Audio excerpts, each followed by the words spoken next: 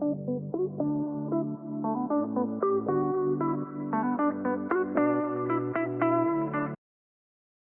a troubling piece of advice making the rounds in Facebook groups lately: the ghastly idea of merging your retailer customer list into your e-commerce email list, even with tagging to so-called manage them.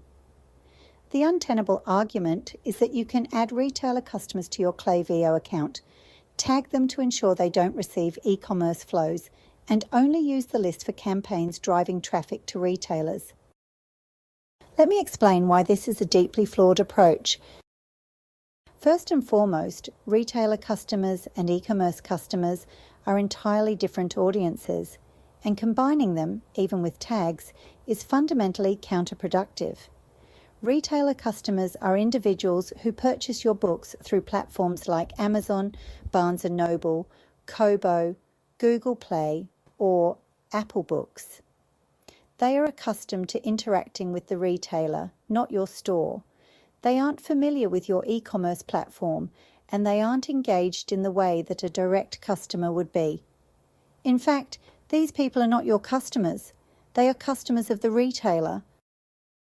Adding them to your Klaviyo e-commerce list, even if tagged to avoid flows, creates significant complications.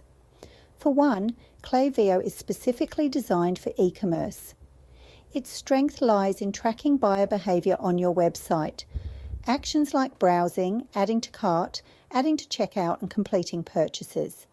These data points allow you to send targeted, personalized messages to your e-commerce customers, maximizing engagement and driving sales. Retailer customers do not generate this type of data. They do for the retailer, but not for you.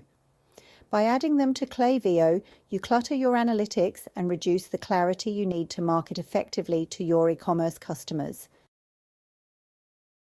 Secondly, tagging retailer customers to avoid flows introduces unnecessary complexity and increases the risk of mistakes.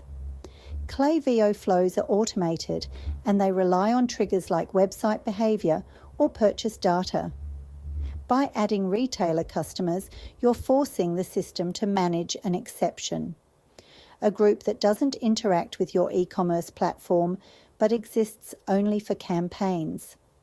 This complicates your segmentation and increases the chance that a retailer customer might accidentally receive an irrelevant email. That kind of mistake can damage trust and erode your credibility with that audience. The argument for merging these lists often centers on the convenience of using Klaviyo to send campaigns to retailer customers. But let's consider the purpose of those campaigns. Typically, these campaigns aim to drive traffic to retailers, promoting your books on platforms such as Amazon. However, if those retailer customers are only interacting with retailers, why bring them into a system designed for e-commerce? Instead, keep those retailer customers on email lists such as MailerLite. Another key problem is that merging these lists, even with tagging, does nothing to strengthen your relationship with your retailer customers. Retailers like Amazon already control the customer relationship in those transactions. You don't have access to the detailed insights or behavioral data that you do with your e-commerce customers. Trying to integrate them into an e-commerce tool doesn't change that. It just creates more work and less actionable data. Let's not overlook the long-term implications. Merging retailer customers into your e-commerce list introduces unnecessary bloat. Your Klaviyo account becomes weighed down by contacts who don't belong there, inflating your list size and increasing costs significantly. Without delivering any additional value, worse, it dilutes the focus of your e-commerce strategy.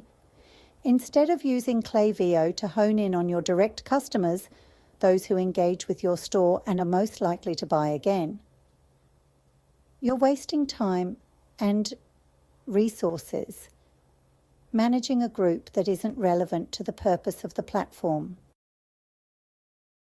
The reality is simple. Merging these lists, even with tagging, undermines both your e-commerce and retailer strategies.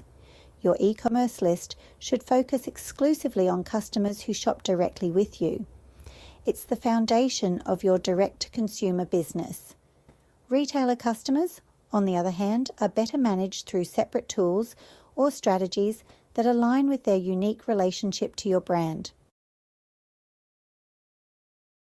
In short, keeping retailer customers out of your Klaviyo e-commerce list isn't just about avoiding mistakes. It's about maintaining focus, clarity, and effectiveness in your marketing. The more streamlined your approach, the better positioned you'll be to serve both audiences without compromising your strategy. People complain that they have 2 separate newsletter lists. Yes, that's right, because they have 2 separate businesses. These businesses should be kept separate. So yes, you do need to have 2 separate lists. At the very least, you'll save a ton of money on fees, as e-commerce lists are far more expensive. I can't emphasize enough that these are 2 separate businesses. To suggest merging these shows a complete misunderstanding of e-commerce at the most basic level. You need your e-commerce list for your e-commerce customers, and you need your retailer list for your retailer customers. I have other videos examining this in more depth.